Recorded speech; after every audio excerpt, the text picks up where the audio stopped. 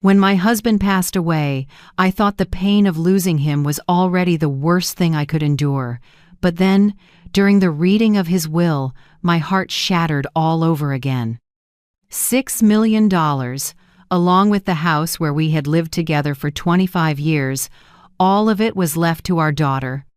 And me, the wife who had cared for him until his final breath, was given nothing but a decaying cabin in the woods, its roof leaking, its walls peeling, and its floorboards creaking with every step. I hadn't even processed the shock when my daughter turned to me, her voice sharp as a blade. "Go live with the pigs, you pathetic old woman." I walked away in the rain, my legs trembling, my tears mixing with the mud. I thought my life had ended there with a broken heart and an empty home. But only a few days later, in that dark, musty cabin, I discovered a secret Graham had left behind. A secret powerful enough to turn everything upside down and bring my daughter to her knees before the truth. If you're still listening, tell me where you're watching from. Every comment you leave is another mark in this journey. And if this story has touched you, don't forget to hit like so it can reach even further. I am Marjorie Bennett, 67 years old. I have lived my whole life in a small town in Pennsylvania, where brick-paved streets lead to old wooden houses and church bells ring every Sunday morning. I used to be an elementary school teacher, spending nearly 30 years in the classroom before retiring early to take care of my family. All my life, I believed that love and sacrifice for my husband and child would be enough to guarantee happiness. But on the day Graham's will was read my husband, I realized there are bitter truths that even maternal love cannot cover. The reading of the will took place on an early spring afternoon, in Attorney Halvorson's office. The room smelled of old oak, the walls lined with shelves of worn leather-bound books. I sat on a frayed leather chair, my hands clenched in my lap, my heart pounding so loudly I feared the whole room could hear. Next to me was my only daughter, Sloane Bennett, 38 years old, successful attorney in the city. She wore an expensive black suit, her hair glossy and waved, her lips painted bright red. She sat upright, eyes fixed on the file in front of her, as if she already knew everything that was about to be announced. Attorney Halvorson, a man in his 60s whose glasses constantly slid down his nose, cleared his throat before opening the papers.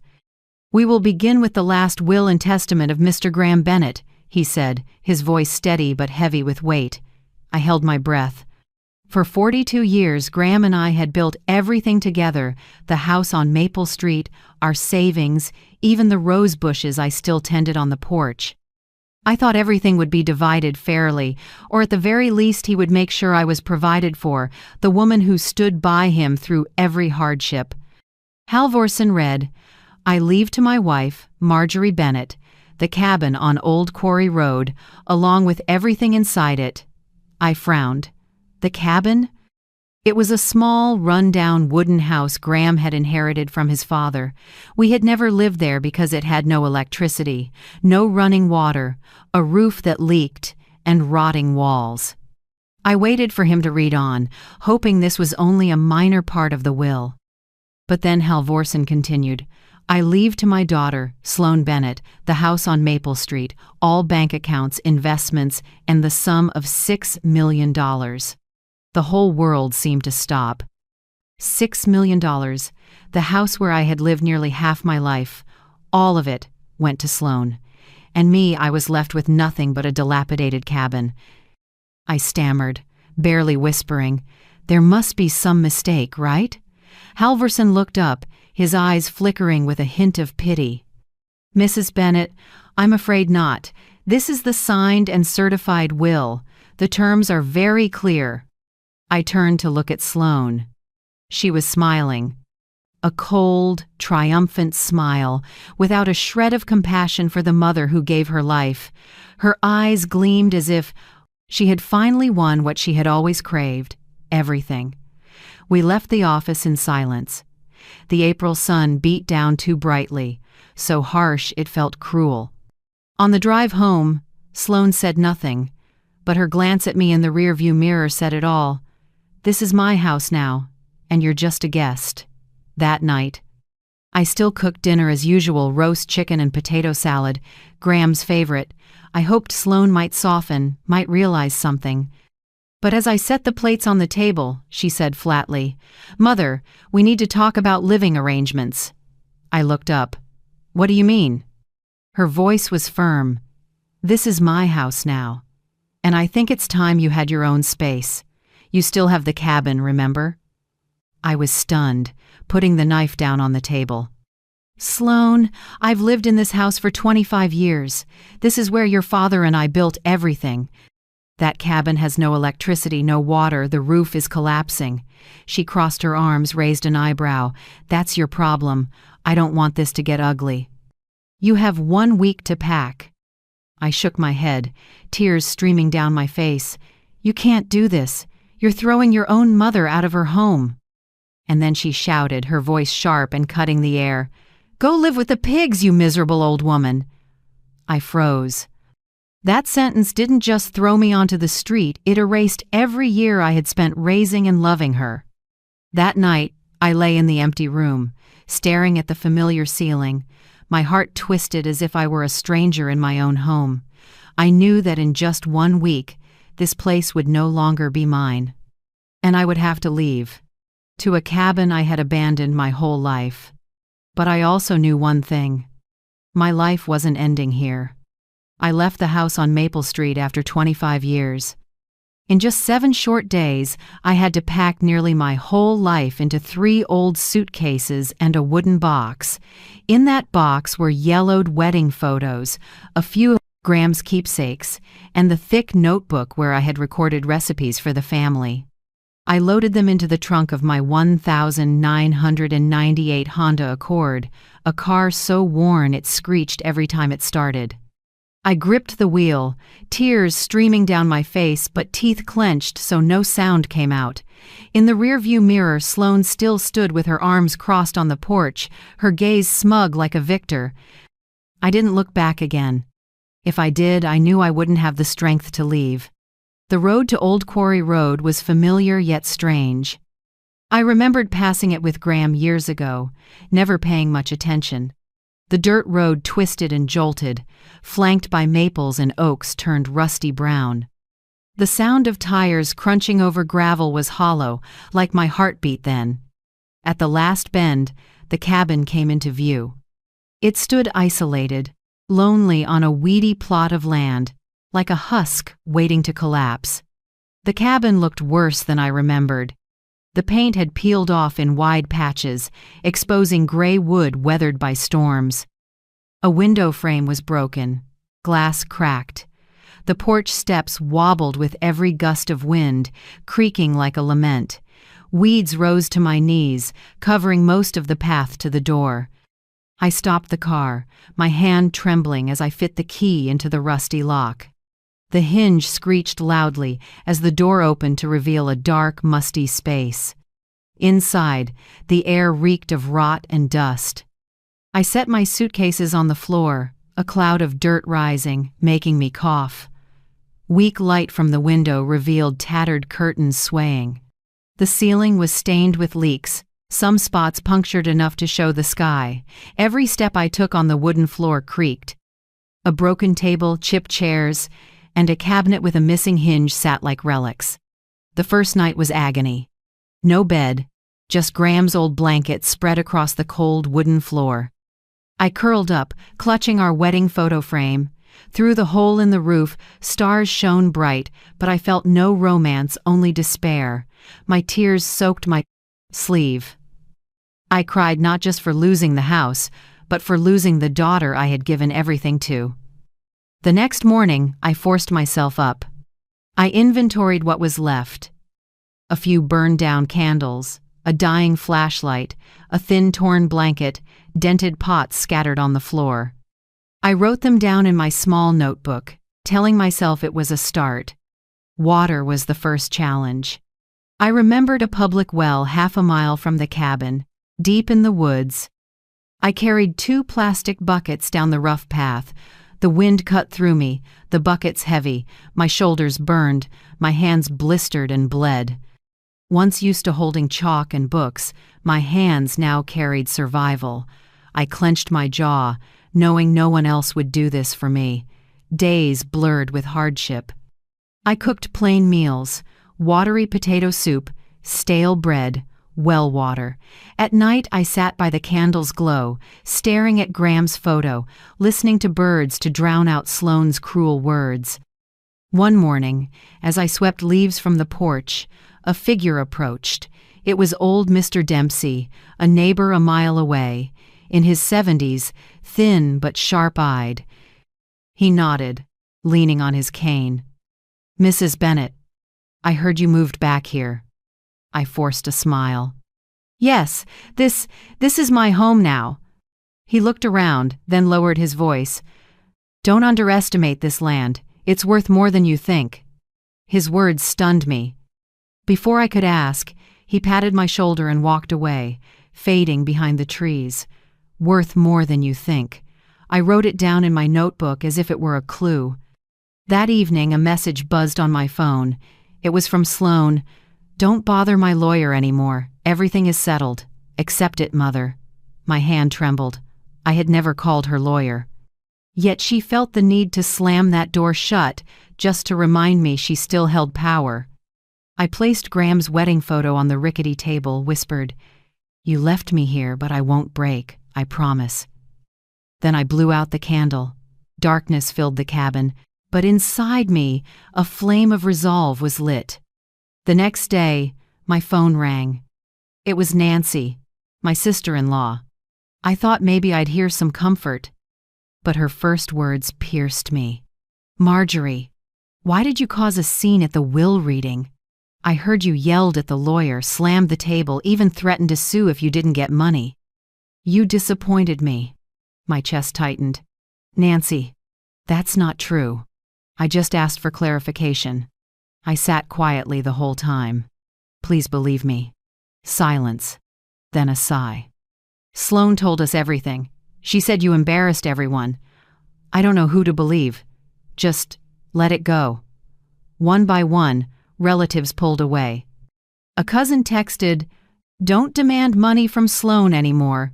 Everyone thinks you're greedy and unstable." Even church friends sent word, "Marjorie, maybe take a break from prayer group. People are talking. Find peace first." The worst was Helen, my sister. She called, blunt. "Marjorie, are you drinking? Sloane said you've been drunk every night talking nonsense. I'm worried." I was speechless. "Helen, I haven't touched a drop. Do you really believe her over me?" Silence. Then, "I don't know anymore." I hung up, my heart pounding, trapped in a cage of lies. Sloane hadn't just taken my house. She was stealing my name, my dignity. That afternoon, as I struggled to light damp wood, there was a knock. Mr. Dempsey stood there with a paper bag. "Brought some potatoes. Roast them, they'll warm you up." I couldn't speak, only nodded. He set them down, then looked at me firmly. "Don't believe the gossip. I know you, Marjorie. You're not greedy. People talk nonsense." Tears slipped down my cheek. His words were the first lifeline I had felt in weeks. "I believe you." That was enough to keep me afloat. That night, by candlelight, I opened Graham's old wallet. Between faded cards, my fingers found a cold piece of metal, a key. Heavy, unfamiliar, etched with tiny stars. And strange patterns. Not for a door, not for a safe I knew. I turned it in my palm, my heart racing. For the first time in weeks, despair loosened its grip. Graham had left me something. A secret. Perhaps the cabin wasn't just a burden. Maybe it was the beginning of everything. I clutched the key in my hand and whispered, "Graham, you didn't abandon me. You left me a clue, didn't you?" That night, I sat beside our wedding photo as the candle burned down and darkness spread. But inside me, for the first time in days, there wasn't only loneliness and humiliation. I felt a small flame flicker to life. The storm still raged around me, but in my coat pocket, a key waited to be unlocked, and I knew, from that moment on, my life would turn in a different direction.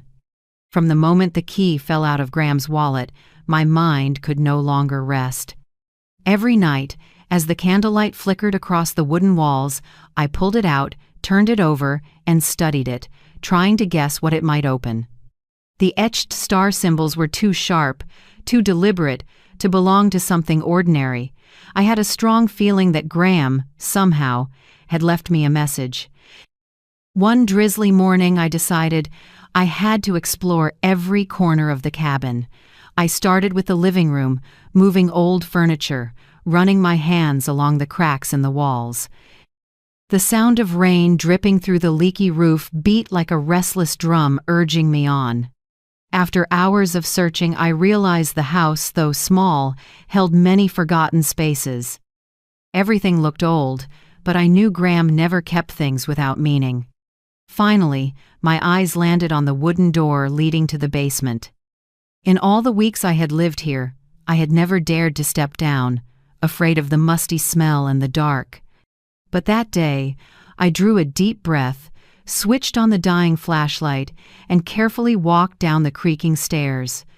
The basement was larger than I imagined, low ceiling, damp stone walls, spider webs draped everywhere. The earthy smell mixed with rotting wood made me grimace. I swept the beam of light across the space, one corner piled with soggy cardboard boxes, another hung with rusted garden tools. I was about to turn back when the light caught a wooden shelf pushed against the wall. Unlike everything else, this shelf seemed deliberately placed, blocking off a section of wall that didn't match the rest. My heart pounded. I stepped closer, laid my hand on the shelf. Dust coated it thick, but when I tugged gently, the whole shelf shifted. It wasn't fixed in place. Summoning all my strength, I dragged it aside. After a few seconds, the shelf gave way, revealing a dark metal wall. And in the middle of it, a small iron door appeared, no higher than my waist, with a lock engraved with the same star symbols as the key Graham had left. I nearly stopped breathing. My hand trembled as I pulled the key from my pocket. Metal scraped against metal with a harsh sound as I slid it into the lock. I turned it gently. A sharp click echoed through the silent basement, sending chills over my skin. Slowly, the iron door gave way, revealing a narrow compartment inside. There were 2 items: a thick envelope tied with old thread, and a small metal box, heavy in my hands. My heart raced as if it might burst out of my chest. I carried them to the rickety table, pulled out a chair, and with trembling hands, untied the envelope. The papers inside smelled of old parchment mixed with faded ink. I spread them under the flashlight. My eyes widened. Land maps spanning hundreds of acres, stamped by the county land office. Attached was a mineral rights certificate, everything in Graham's name, legally transferred to his wife. To me, I could hardly believe it. My hands shook as I traced each figure, each faded red seal. Alongside was a geological report, dated only 2 years ago. It confirmed the land around the cabin contained large quartz deposits with strong signs of other gemstones. On the edge of the report, I recognized Graham's familiar handwriting in blue ink. "Wait for the right time." I sank into the chair, tears spilling down my face. Graham had prepared this long ago. He let me endure being cast aside, driven from the warm house, but in truth, he had placed in my hands a fortune far greater. My trembling hands opened the small metal box. Inside, beyond a few more legal papers, was a folded letter sealed carefully. On the front it read, "To Marjorie." My chest tightened. I drew a long breath and opened it. Graham's handwriting appeared strong, steady strokes. "If you are reading this, it means you found the key and had the patience to follow it through. Marjorie, I know you will suffer when you hear the will, but this was the only way I could protect you. I left the house and money to Sloane not because I trusted her, but because I knew her greed. If I left it all to you, she would use every method, legal or not, to take it. I didn't want you to face her head on, so I gave her what she craved most. But in truth, the most valuable thing I had, I left for you, these mineral rights." I had to stop, gasping for breath. Tears blurred the ink, but I read on. "You've always thought of yourself as just a woman who sacrificed, a housewife who never truly owned her life. But Marjorie, I have seen the strength in you. You are stronger than you believe. These documents are freedom, a chance for you to live your years without depending on anyone. Sloane may think she has won, but in reality, she only holds an illusion. You are the one holding the future." My hand shook so badly the letter rattled. I pressed it to my chest as if I could hold Graham himself again. For a moment, the damp basement no longer seemed so dark. I felt him beside me, whispering strength into my ear. I sat there for hours, rereading each line. For the first time in weeks, I saw a clear path ahead. Graham had tested me, but he trusted I would endure. I folded the letter carefully back into the box. Candlelight flickered across the damp walls. But inside me, another light had been ignited. Not despair, but belief. I now held the power to change everything. That night, I returned to the living room, setting the box and envelope on the worn table. I touched Graham's photo frame and whispered, "You trusted me, Graham. Now it's my turn to prove I deserve that trust." I blew out the candle. In the dark, the key remained in my pocket, a symbol that my life had turned a page. Inside the metal box Graham left, I found another small folded paper tucked among the documents. His familiar handwriting read simply, 312, Norwood Bank. Just a few numbers and a bank's name, but I knew instantly. Graham was pointing me to another place, another hidden layer of this secret. The next morning, I put on my old heavy coat and drove my wheezing Honda toward the town of Norwood. Norwood Bank sat on Main Street, a red brick building with a green copper roof faded by time. I had passed it many times while living on Maple Street, never once imagining I would walk in to open a safe deposit box. My heart pounded as I stepped through the revolving door, approached the desk, and whispered, I'm here to open box number 312. Registered under Graham Bennett." The young teller with glasses typed a few strokes, then nodded. "Yes, Mrs. Bennett. This box has a designated heir listed as you. Please follow me." They led me into the secure basement, long corridors lined with cold steel, harsh fluorescent lights washing everything in pale white. I shivered not from the chill, but from the sense of stepping deeper into Graham's hidden memories. The vault opened with a special key and my signature. Inside lay a thick file bound with string and a brown envelope stuffed with papers. I carried them to the metal table, my hands trembling as I untied the string. The file contained another geological report, even more detailed than the one I had seen in the cabin. Charts and diagrams mapped quartz veins, amethyst deposits, and hints of other gemstones. Most striking was a drafted contract between Graham and a mining company dated just 6 months before his death. The company's proposal was clear: purchase all mineral rights for $7 million, with an additional royalty if the reserves proved higher than estimated. I gasped. That figure alone was more than everything Sloane had inherited in the will. Graham had known the true value of this land, and he had chosen to entrust it to me in a way Sloane could never imagine. But I also knew I couldn't rush in.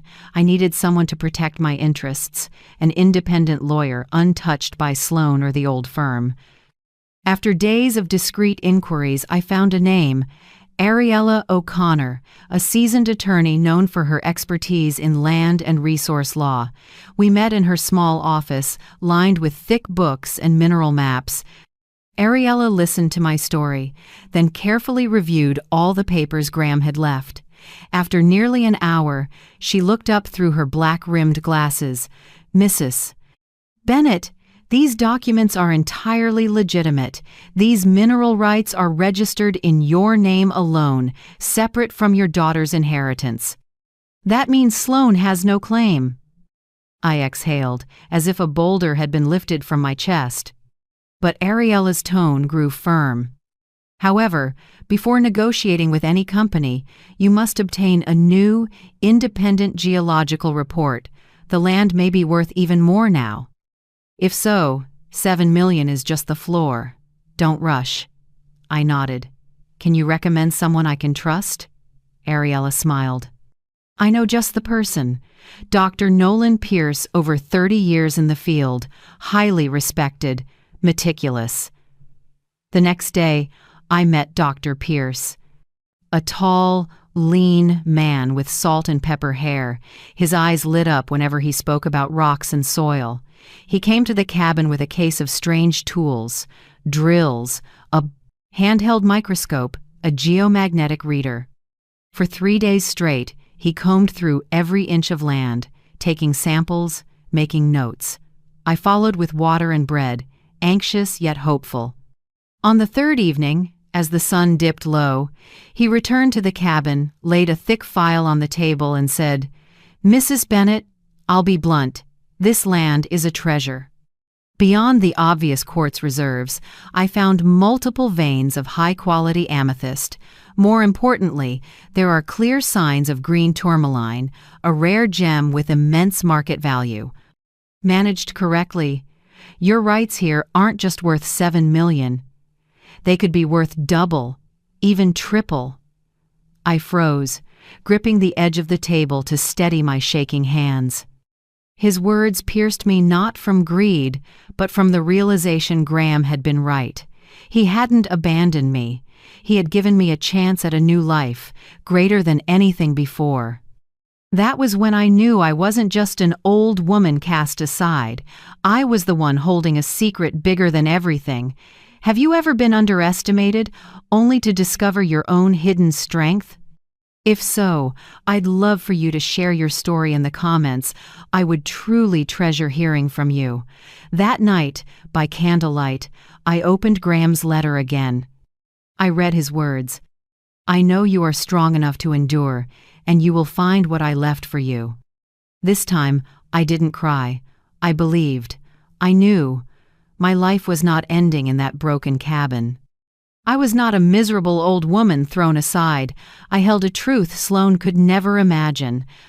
And I began to believe, deep in my heart, that the road ahead wasn't just survival, it was a chance to rise and reclaim everything, exactly as Graham had hoped. Dr. Pierce's report lay on the table. I flipped through page after page of dense charts and maps. Pierce sat across from me, his eyes bright in the golden light. He spoke slowly, deliberately. Mrs. Bennett, this land is worth no less than $10 million. With the right negotiation, it could reach 15 million, and that's just for the current reserves. With royalties properly structured, you could secure income for years. My hand trembled on the pages. $15 million, far beyond anything Sloane had inherited. Graham had known all along. He had never left me empty-handed. The next day, I brought the report to Ariella's office. She read carefully, tapping her pen. Finally, she looked up. Marjorie, this report is solid. My advice, do not sell quickly. Don't let anyone sense the true value before you're ready.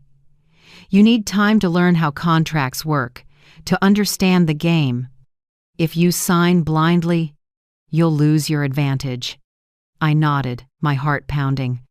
Ariella was right. I needed to prepare quietly, patiently, just as Graham had written. We talked for 2 hours, crafting a plan. I had to keep my cover intact. To the outside world, I remained the poor widow in the rundown cabin, beaten down by life. Only then would Sloane and the town leave me alone. That evening, I sat in my car outside Ariella's office, realizing the irony. To protect a fortune, I had to pretend to have nothing. That night, I made a list on the wooden table. 1. Leave the cabin exterior untouched, no repairs. 2. Secretly install electricity and underground water. 3. Learn contract terms from Ariella. 4. Avoid direct contact with Sloane, never let her suspect. The next morning, I hired a discreet crew from another town. paying them extra to keep quiet. 2 days later, when the first light bulb flickered on in my dark cabin, I sat down and wept. That light wasn't just electricity, it was hope. With power and water, I began to study. Ariella handed me a thick packet on contract clauses. I underlined each term: royalty, profit share per ton mined, environmental protection, responsibility to avoid lawsuits later, force majeure, clauses to protect rights during natural disasters or war, and, for the first time in my life, I wasn't just surviving, I was preparing for battle. Strange words slowly became tools in my hands. With a red pen, I underlined and scribbled notes in the margins: must demand at least 7 to 10% royalty, or require clear environmental liability clauses. Every evening, instead of crying like I did in those first weeks, I sat under the desk lamp and wrote out business scenarios. One page read, sell all mining rights, quick profit. Another page, lease long-term, steady income for years. I compared them, weighed them, and asked myself what I really wanted. My hands shook, not from weakness, but from excitement. I had never felt this way before. Marjorie Bennett, 67 years old, was deciding my own fate, not Graham, not Sloan, no one else. One late night, I looked up at the wooden ceiling stained with leaks, the yellow electric light casting shadows across the cracks. Suddenly, I laughed a laugh both bitter and sweet. The cabin my daughter spit on, calling it a pigsty, had now become the place where I was reborn. Right here, I was building a new life. I no longer saw myself as the abandoned mother, the discarded wife. I saw myself as a woman quietly preparing her counterattack. I understood Graham's plan. He let me endure humiliation so I could learn to stand on my own 2 feet, and I was doing it. I gripped his letter, rereading the line I already knew by heart: wait for the right time.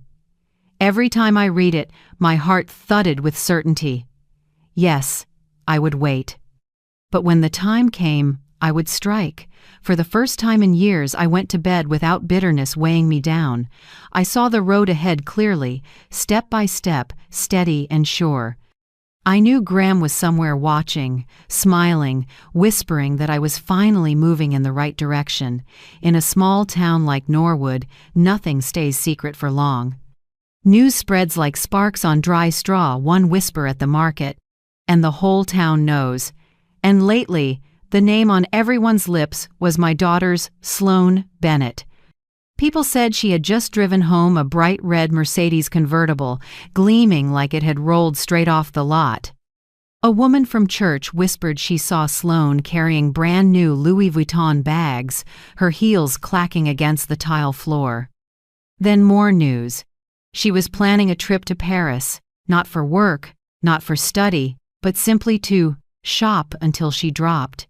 Folks looked at each other with a mix of awe and disapproval. Some shook their heads.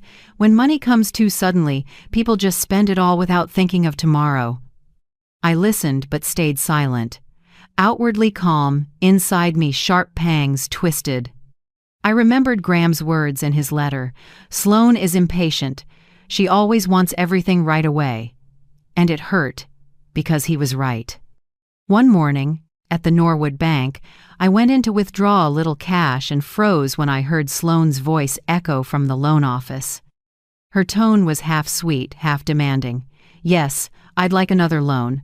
I can mortgage the Maple Street house and my inheritance from my father. I need capital for a very promising personal project. I stood rooted, my whole body stiff. In just a few months, she was already willing to mortgage everything.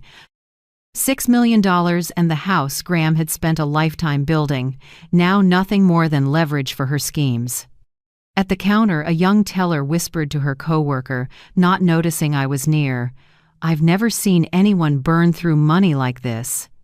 At this rate, even $6 million won't last 10 years. That sentence echoed in my mind all day. Back at the cabin, I opened Graham's old notebook and picked up a pencil.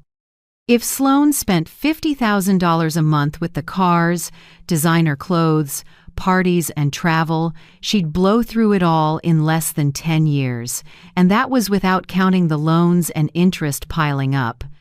Seeing the numbers on paper, my hand shook. More than ever, I realized Graham had foreseen it all. A few days later, I passed by the biggest fashion boutique in town. Through the glass, I saw Sloan twirling in a shimmering silver dress, grinning at the clerk, clutching more bags. Each swipe of her card brought a smile, but I recognized it wasn't joy, just a fleeting high. Her eyes were empty, the gaze of someone spending not from need but from fear of tomorrow. I stood outside a long time, aching inside. I remembered her as a child. At 7 years old, tugging at my sleeve in the market, "Mom, I want this, I like that." I always gave in. Graham would shake his head with a smile. "You're spoiling her." Back then, I thought it was innocence. Now, watching her burn money, I knew the habit of wanting everything had never left. The town buzzed with more stories. They said she threw a lavish birthday party, hired a band, even fireworks. Others whispered she was eyeing a risky real estate project in California. I nodded and let it pass. But deep down, I was heavy with sorrow. Every night, I sat alone in the cabin and wrote in my journal, "Sloan is digging her own grave. I don't need to rush. I only need to wait." Sometimes memories of little Sloan came back, me cradling her through fevers, sitting through school plays, every parent-teacher meeting. All those years now felt like someone else's story, no longer connected to the stranger I saw in that boutique mirror. Some townsfolk asked me, "Mrs. Bennett, you must be so proud your daughter's famous all over town." I only smiled. Proud? How could I be, knowing every dollar she spent was another brick pulled from the house Graham built with his life? I chose silence. I didn't need to fight, didn't need to argue. Money runs out. When debt crushes her, when friends vanish, when pride has no ground left, Sloan will face reality. And me, I just needed to sit still, observe, and wait. That night, I sat before Graham's wedding photo. The yellow lamplight fell across his face. I whispered, "You were right, Graham. She doesn't know how to keep it. But I'll wait. When the truth comes out, I'll be ready." For the first time in months, I felt my heart lighten. In its place was a rare clarity. A collapse was inevitable. And when it came, I would be standing strong, holding the secret Graham had left, the one thing Sloan would never touch. Life always turns in ways I once would have laughed off. But I had gone from being cast out by my own daughter, living in a cabin with a leaky roof and sagging porch, to sitting in a bright office, signing a contract worth tens of millions. That day, in Ariella O'Connor's office, the air smelled of oak and fresh paper. I sat across from her, staring at the thick contract stamped in bold red. Ariella, her brown hair tied back, sharp eyes softened by warmth, slid the contract toward me. "Mrs. Bennett," she said firmly, "this is Northern Ridge Mining's official offer. They agree to pay $12 million upfront and 5% royalty on mining revenue for the next 30 years. I've reviewed every clause. It's all in your favor. This is one of the safest and smartest deals I've ever handled." My palm was damp as I gripped the silver pen, the words on the page blurred with tears. That day, Sloan screamed, "I belonged with the pigs." I thought my life was over. Yet here I was, Graham, though gone, still protecting me in his own way. I signed. The pen scratched a bold line across the paper. In that moment, my heart pounded like a drum. I knew my life had turned a corner. Ariella didn't stop there. The next day, she helped me set up a personal trust. "Think of it as a steel shield," she explained. "Even if Sloan sues or anyone tries to contest it, they can't touch this money. It's yours, solely yours." I looked at her through tear-filled eyes and whispered, "Thank you." My whole life, I had let others decide for me, first Graham, then Sloan. Now, for the first time, I was in control. I kept everything secret. Despite $12 million in future royalties, I left the cabin unchanged. The paint still peeled, the porch still sagged, the windows still cracked. Passers-by still pitied me. One day, Mrs. Gonzalez, the florist on the corner, stopped by with a bag of bread. "Mrs. Marjorie, I know times are hard. Take this, eat something." I smiled, accepted it, and thanked her without shame. Sometimes to protect the truth, you let people believe you're weak. Let them think I was just the poor old widow abandoned by her daughter. I didn't mind. While I quietly secured my future, news of Sloane flooded the town. They said she sold off cars, canceled her Paris trip, and kept appearing at the bank with a tight face. One morning, I stopped at the pharmacy for herbal tea, and there she was. Sloane stood at the counter, eyes darkened with circles, hair messy, makeup smudged. Her voice cracked as she spoke to the pharmacist. "Can you check if my insurance covers this? I need stronger sleeping pills, and more for anxiety." I froze behind the shelf, my chest tightening. Before me wasn't the confident, arrogant daughter who once threw me out. It was a broken woman clinging to pills just to keep going. She turned, and for a second our eyes met. Gone was the challenge, the scorn. All I saw was despair. She looked away and walked out without a word. I left with trembling hands. I felt no triumph, no joy, only deep sorrow. Graham's lesson for her had begun a harsh one she had to endure herself. That night, I sat at the wooden table, Graham's letter under the yellow lamplight. I read again. "Wait for the right time." I whispered, "Maybe that time is coming." And indeed, a few days later, the phone rang in my quiet cabin. The screen lit up with Sloane's number. My breath caught. How long had it been since she last called? I answered. Her voice quivered, weak, like a lost child. "Mom, I need to see you. Please, I need you." I closed my eyes, letting her sobs echo through the line.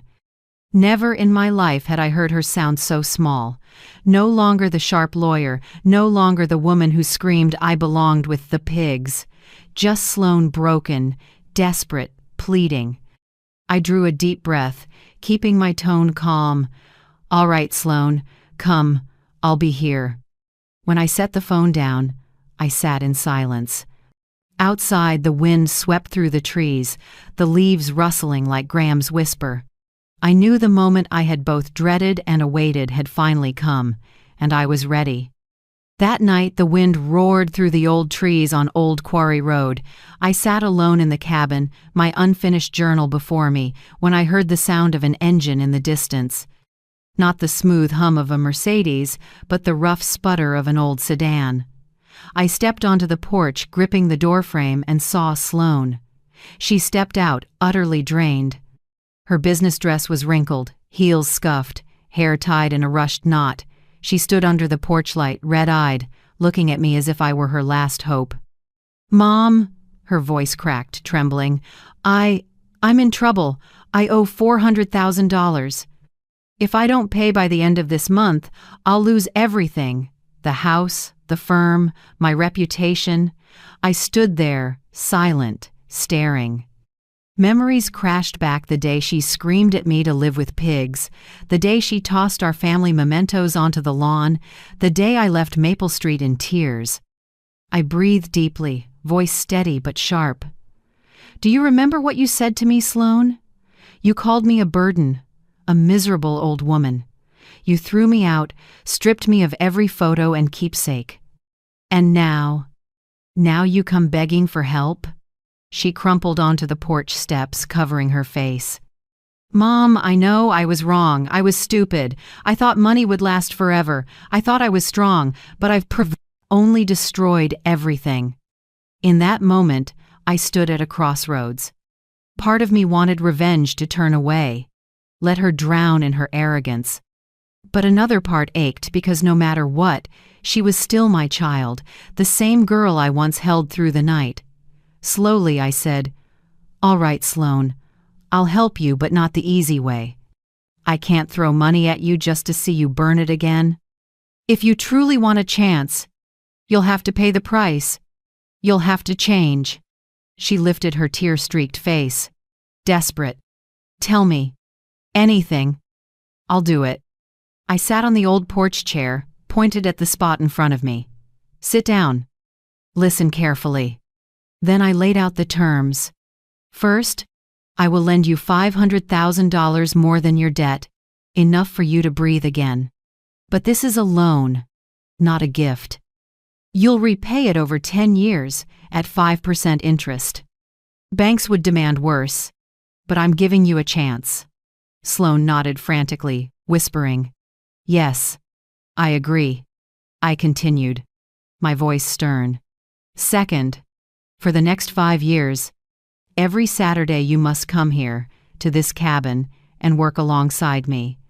Sweep the porch, tend the garden, fix the roof, whatever task I assign. You will learn what real labor means, without designer dresses or lavish parties." She froze for a moment, her eyes wide, then bowed her head. "All right, Mom. I'll do it." "Third," I pressed, "you will write a letter of apology, honest and complete, admitting everything you did to me, from throwing me out of the house to the lies you spread among our relatives. You will read that letter aloud in front of the whole family this coming Christmas. Do you have the courage to do that?" Her face went pale, lips trembling. "Mom, that's humiliating." I looked straight into her eyes. "Humiliating? Did you feel humiliated when you threw me out on the street? Did you feel humiliated when you called me a burden? If you don't have the courage to face your mistakes, then you don't deserve forgiveness of any kind." Tears rolled down Sloane's cheeks. She nodded, each motion heavy. "I'll do it. Mom, I'll do it." I sighed softly. My heart ached yet felt lighter at the same time. Perhaps Graham, wherever he was watching, and he would understand why I chose this path. I wasn't giving Sloane free forgiveness. I was giving her a chance to redeem herself. A few days later, I kept my promise. I transferred $500,000 into Sloane's account through the trust fund we had set up. I knew the money was safe, tightly bound by contract, and Ariella had made sure every clause was ironclad. Sloane used the money to pay her debts. I heard her creditors stopped harassing her, and her small law firm was saved. But I also heard whispers, "Miss Bennett looks worn out, must be under a lot of stress." I said nothing. I simply added one line to my journal: "The lesson has begun." On the first Saturday, Sloane arrived at the cabin. Gone were the business suits and designer coats. She wore old jeans and a faded t-shirt. Her steps were slow, her face still carrying traces of pride not yet gone. I handed her a straw broom and pointed to the porch. "Sweep. It's been covered in dry leaves for too long." She glanced at me, hesitated, then bowed her head and began. Her movements were stiff, clumsy. The sun beat down, sweat rolling down her forehead. Fingers once used to pens and keyboards blistered and turned red. I stood at the doorway, quietly watching. In those awkward gestures, I saw something new: humility. Not humiliation, but the first time my daughter learned to bend, to accept that money cannot buy survival. I said nothing. I let the wind blow, let the broom's scraping fill the air. But in my heart, I knew this was only the beginning of a long journey. And for the first time in years, I saw a glimmer of hope flicker in Sloane's eyes, the very light Graham must have wanted me to keep alive. In the months following that knock on my door, my life shifted quietly but unmistakably. Sloane still came to the cabin every Saturday. At first, she swept leaves and scrubbed floors with a scowl, each stroke heavy as if punishment. But gradually, I noticed her shoulders no longer stiff with defiance, her eyes no longer filled with resentment. One time, when I handed her a bucket to wash the wooden porch, Sloane looked up at me and whispered, "Mom, I've never done things like this before, but I'm starting to feel like I need them. They make me quiet." It was the first time I heard her voice without excuses, without the armor of false confidence, just truth, plain and fragile. And so the weeks passed. We began talking more. At first, just short phrases, "I'm done sweeping," or "Do you need anything else?" But then, one afternoon as we sat resting under the porch, Sloane suddenly asked, "Mom, when I was little, did you ever think I'd become someone like this?" I stayed silent for a moment, staring at the bare winter branches. Finally, I answered, "I thought you'd be strong. But maybe your father and I gave you too much, so you never learned how to truly stand on your own." Sloane bowed her head. I saw tears drip onto hands now roughened by weeks of brooms and shovels. I didn't hug her, didn't rush to speak more. Forgiveness cannot come from a single sentence, nor can it be rushed. Forgiveness takes time, takes action, and I knew both of us were relearning how to be mother and daughter. Then Christmas came. Linda's house, Graham's sister, was always where the family gathered for the holidays. Last year, I hadn't dared show my face, knowing everyone believed Sloane's lies. But this year, I went.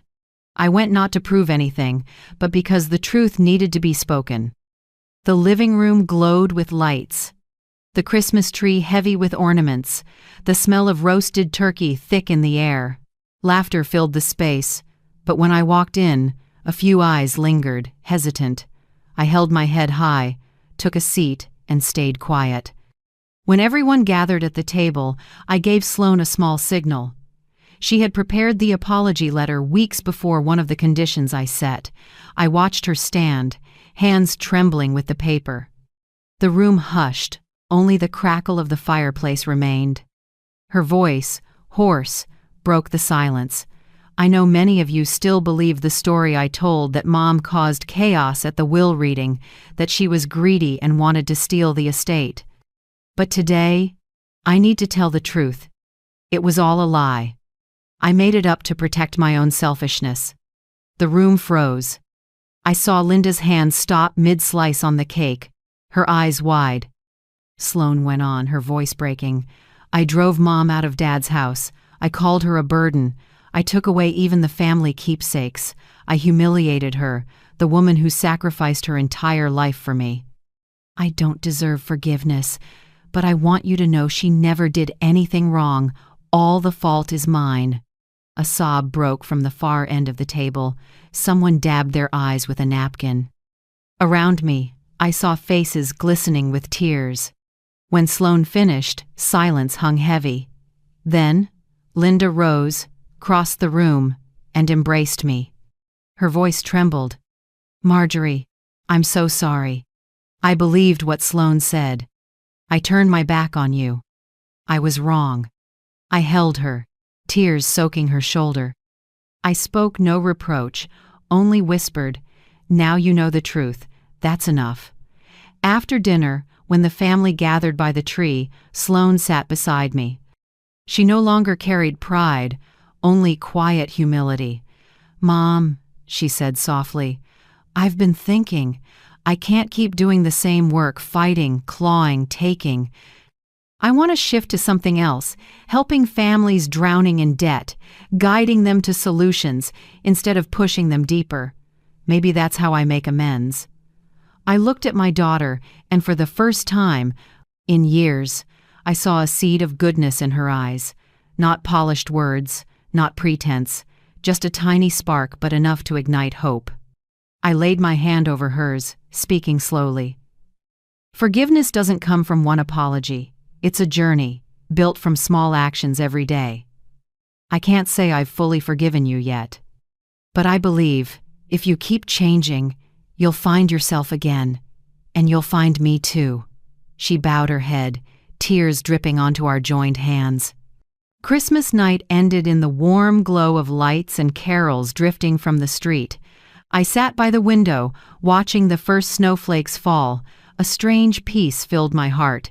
I knew Graham was smiling somewhere. He hadn't left me only wealth or mining rights. He left me lessons in patience, in motherhood, in renewal, and above all, he gave me the chance to reclaim the daughter I thought I'd lost forever.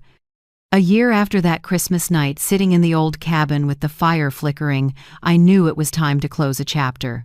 I was no longer the woman cast out of Maple Street, trembling and broken-hearted.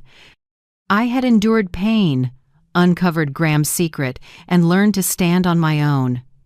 Now, I needed a new beginning, a place worthy of being called home. I chose a small house on a hill, not far from the valley where I grew up. From the porch, I could see the whole valley spread out like a green carpet, dotted with wooden houses, wheat fields, and a sparkling river. Each morning, sunlight streamed through the windows, flooding the house in gold. It felt like returning to childhood, sitting on grassy slopes, dreaming of a peaceful home. The house wasn't large, but it was sturdy and warm. A wide wooden porch, a rocking chair where I read or watched the view, a small kitchen, bright and always smelling of coffee and cinnamon in the mornings.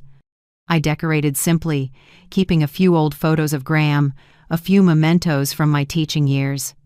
I didn't need luxury, quiet, and control over my life were enough. The day Sloane came, I remember vividly. She drove up in an old sedan, paint peeling, a far cry from the luxury cars she once flaunted. When she stepped out, she froze, eyes wide in disbelief. "Mom, this is your house?" Her voice shook. I nodded, invited her in. In the kitchen, I poured hot cinnamon tea, the scent filling the room. Sloane sat, her eyes roaming, her fingers brushing the freshly painted wooden railing. "I don't understand. Where did you get the money?" she asked, bewildered, almost whispering. I set down the cup and pulled a small wooden box from the drawer. Inside were Graham's letter, the mining maps, and the papers I had kept hidden all this time. I told her everything from the key in the old wallet, the iron door behind the shelf, the thick envelope in the damp basement, to the contract with Northern Ridge Mining. I told her about nights spent poring over clauses, about Ariella O'Connor's guidance, about the moment I signed the $12 million deal with royalties to last decades. Sloane sat in silence, tears streaming by the time I finished. She buried her face in her hands, sobbing. "Mom, you could have abandoned me. You could have let me drown in debt, and no one would have blamed you. I did terrible things to you, but you still saved me." I looked at her, my voice steady and slow. "Not because you deserved it, Sloane, but because I'm still your mother. No matter what you did, I couldn't turn away completely." She lifted her tear-streaked face, eyes shining through the tears. I saw no arrogance there anymore, only gratitude and genuine remorse. From that day on, Sloane truly began to change. She worked tirelessly to repay her debt early, taking on more and more cases. No more business suits, no designer bags. She dressed simply, focused on work. She accepted the hardest cases, representing poor families being pressed by banks, helping them negotiate to keep their homes. Some nights she returned late, ink on her hands, shadows under her eyes, but with a strange sense of fulfillment. "I've never felt like I was doing the right thing until now," she told me one evening as we sat on the porch overlooking the valley. Every Saturday she came to my house, working as promised. Sweeping leaves, painting walls, helping me with dinner. I noticed every detail, hands once soft, now calloused, posture once haughty, now bent tenderly over the flowers. These small acts became the bridge reconnecting us. No more fights, no more cruel words. Instead, there were quiet moments of peace, sitting side by side, listening to the wind in the trees and the twinkling lights of town below. I realized that motherhood, even cracked and scarred, could be repaired. Forgiveness isn't erasing the past, but giving the future a chance. I didn't erase the painful memories, but I left them as reminders to see the value of the change today. I learned to enjoy independence. I made my own decisions, from fixing the porch to managing the trust. I no longer feared dependence. And at the same time, I learned to open my heart to forgiveness, not with fancy words, but with patience, watching my daughter slowly grow again. Each evening, I sat on the rocking chair, watching the valley bathe in sunset light. I thought of Graham. I believed he was proud, seeing me not just surviving but truly living. He would smile knowing I had found another version of Sloane, a daughter who worked, who humbled herself, and was learning to love again. The house on the hill wasn't just a shelter, it was a symbol of rebirth. A place where I proved I hadn't fallen, where my daughter and I rebuilt the bridge we once burned. Every wall, every door carried new faith that after everything, we still found each other. 3 years after that night, Sloane knelt on the cabin porch. I received news that made my heart skip. My daughter had repaid her entire debt 3 years earlier than required. The confirmation from the bank, printed clear in black and white, lay on the table. I sat silently for a long time, hand trembling as I traced the letters. In my mind, I saw the proud, reckless girl who once screamed cruel words at me. And now she had walked a long road, shouldering responsibility, climbing out of the pit on her own. I couldn't hide my smile. Sloane was no longer the daughter who only knew how to spend money like water. She had learned discipline, learned to work, learned to think of others. And I had learned something too. Sometimes, loving your child doesn't mean sheltering them, it means letting them taste the consequences, and then offering a hand at just the right moment so they still have a chance to make things right. Sloane's new work moved me to tears more than once. She didn't choose the easy path for quick money. She decided to rebuild her career from the ground up. Her small office sat on a modest street in town. Just one room with an old wooden desk, bookshelves against the wall, and a few photos from clients left behind as thanks. One afternoon, I stopped by and saw her sitting across from a young couple. They were worried because the bank was about to take their house. Sloane listened patiently, then gently pointed out possible options. I sat in the corner, quietly watching. In every word, every nod, I could see the change deep within her.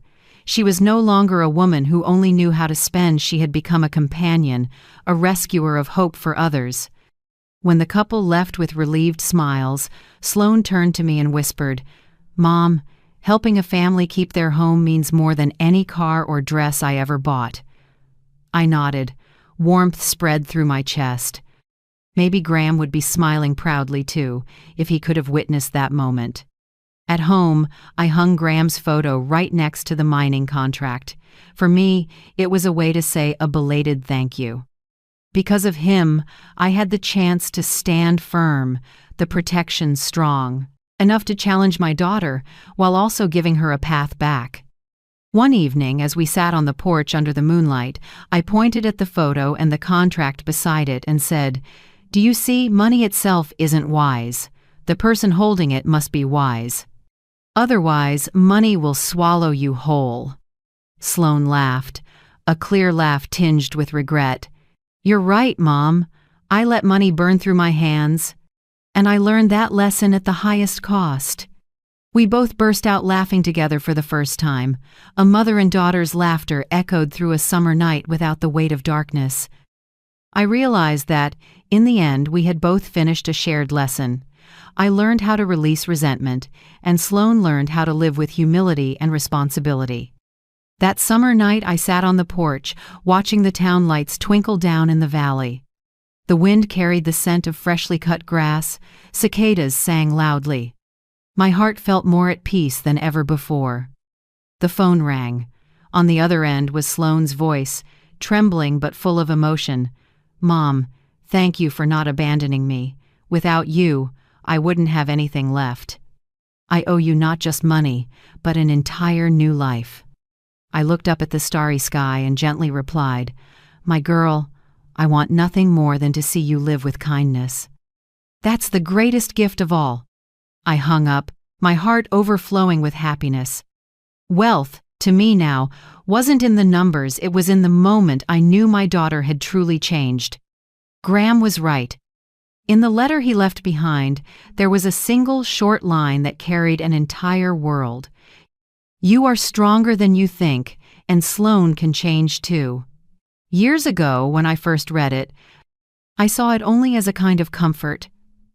But today, sitting in my house on the hill, watching the daughter who once drove me to despair now slowly walk back onto a decent path, I finally understand what it truly means.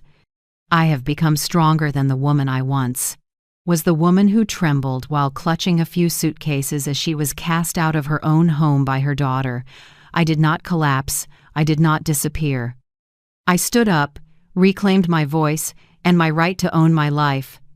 And Sloane, the daughter who once worshipped money like a god, who once made me cry through endless lonely nights, has now learned to live with responsibility and compassion. The house on the hill, the distant valley lights, the hum of summer cicadas, and the gratitude shining in Sloane's eyes, all of it stands as proof that, in the end, family bonds can be reborn.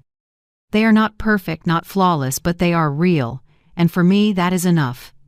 And now, since you've patiently stayed with me all the way to this moment, I want to share something from my heart. You are part of this journey too. If you are listening, let me know where you are watching from so I can see how far this little story has traveled. Every comment, every subscription, every single like is not just a number, but an encouragement that keeps me telling these stories of justice, family, and the quiet strength of patience. Thank you for staying until the very end. To me, your presence, even if only for a few minutes of listening, is the greatest gift. It reminds me that in this wide world, none of us are ever truly alone, as long as there is someone willing to listen, to understand, and to walk beside us.